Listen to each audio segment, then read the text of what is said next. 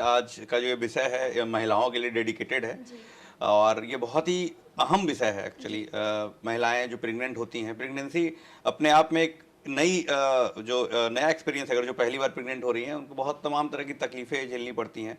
शरीर का आकार बदलने लगता है, थोड़ा मोटापा आने लगता है, खाने की रुचि कम जाती है, गैस बहुत ज़्यादा बनता है, कॉन्स्टिपेशन कब्जियत की बीमारी जो है अगर किसी को पहले से और बढ़ जाती है, नहीं है तो होनी शुरू हो जाती है। जी।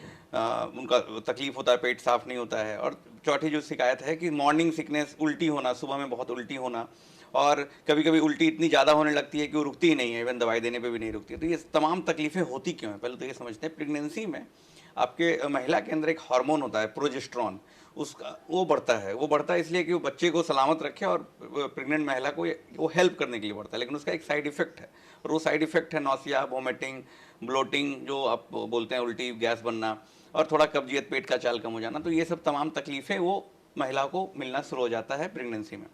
अब आती है बात की करना क्या है। अगर ये तकलीफ हो रहा है तो क्या क्या करना है, किस तरह का खाना खाना है, और खाने के बाद भी अगर सुधार नहीं हो तो दवाई में क्या लेना है। तो सबसे ज़्यादा जो कन्फ्यूजन होता है कि प्रेगनेंसी में जो दवाइयाँ होती हैं बहुत ही रेस्ट्रिक्टेड हो जाती हैं, क्योंकि प्रेगनेंसी में सिर्फ मदर को मेडिसिन नहीं देना है, उसके साथ जो बच्चा है उस पर भी असर पड़ सकता है। बच्चे के लिए भी को देखने के लिए भी हमको जरूरी है कि कौन सी दवाई दी जाए कि ना दी जाए, क्योंकि जो दवाइयाँ फर्स्ट ट्राइमेस्टर में खास करके बच्चों का ऑर्गन डेवलपमेंट शुरू हो जाता है, उसकी हाथ बनना, पैर बनना, मुंह का शेप बनना, सब बनना शुरू हो जाता है। अगर उसमें कुछ ऐसी दवाई ले दी गई जिसमें बच्चे का ऑर्गन डेवलपमेंट में अगर हैम्पर कर रहा है तो ये बच्चे के लिए बड़ा हानिकारक साबित हो सकता है। तो पहली बात तो मैं रिक्वेस्ट करूंगा सारी महिलाओं से, प्रेग्नेंट हैं, उल्टी हो रही है, गैस बन रहा है, तो ओवर द काउंटर मतलब जाके दवाई खरीद के खाने का जो हैबिट है वो बंद कर दें। डॉक्टर का सलाह जरूर लें कि दवाई खानी है कि नहीं खानी, क्योंकि हर एक दवाई का एक साइड इफेक्ट होता है। जो नॉर्मल गैस की गोली है इवन उसका भी बच्चों पे असर पड़ता है, तो नॉर्मल गैस की गोली भी आपको उस समय नहीं खानी है। जैसे पेंटाप्रोजोल, इसमें प्रोजोल जो लोग खाते हैं, तो उसका तरीका होता है कि कौन सी दवाई देनी है, कौन सी नहीं देनी है। फिर आता है बात कि उल्टी जो है कब दवाई लेनी है। अगर एक उल्टी हो रही है, दो उल्टी हो रही है, तो हम खाने के डाइट को थोड़ा सुधार सकते हैं। ऐसा खाना जैसे फैट डाइट से उल्टी बहुत होती है, जिसमें बसा तेल का छना हुआ चीज़ या तेल वाला चीज़, तो उसको बंद कर देना है बिल्कुल।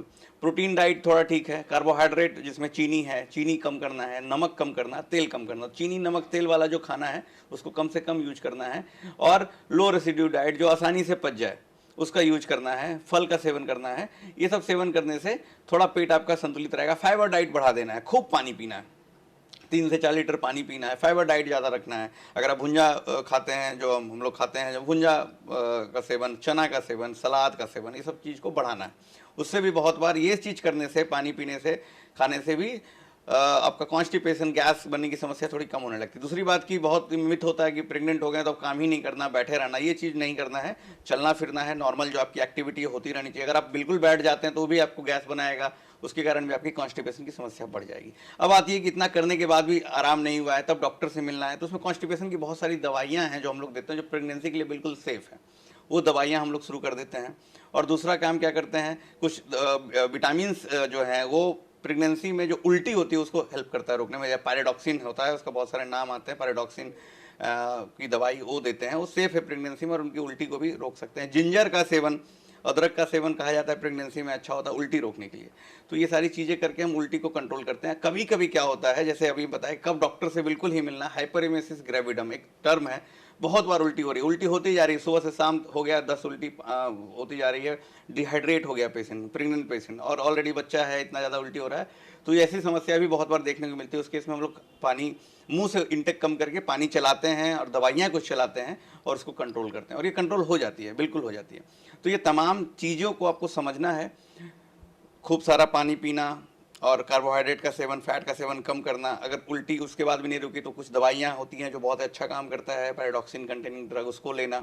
उसके बाद नहीं होती है तो हम लोग फिर इसमें पेरिनॉम जैसी कुछ इंजेक्शन है, कुछ टैबलेट वो चलाते हैं। गैस की गोली में हम लोग जनरली रैनिटिडिन नाम की गोली यूज करते हैं, ना कि पेंटाप्रोजोल यूज करते हैं। तो ये सारी चीज़ें करके हम लोग उसको अच्छे से, प्रेगनेंसी में जो उल्टी है, गैस है, उसको हम लोग कम कर सकते हैं, ख़त्म कर सकते हैं, और अच्छे से प्रेगनेंसी को, जो हम कहते हैं कि ब्यूटीफुल एक मेमोरी के रूप में, उसको हम लोग बना सकते हैं। धन्यवाद।